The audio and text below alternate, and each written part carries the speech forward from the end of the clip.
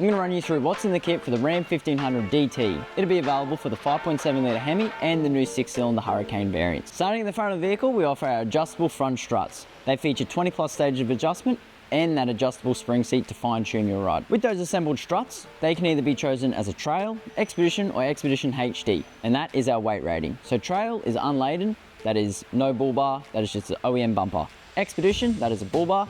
Expedition HD is typically a bull bar and winch. Something to note is when you are fitting any of our assembled strut kits, they must be fitted with an aftermarket upper control arm, because the OEM upper control arm can't handle the amount of droop we give the front of the vehicle. Moving to the rear of the vehicle, I'll just swap sides.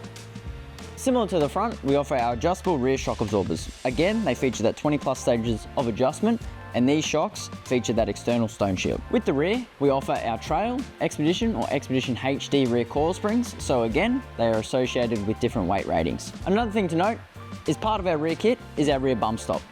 These are a mandatory component and hence part of our rear kit. That's a wrap up for what's in the kit for the Ram 1500 DT. Catch you next time.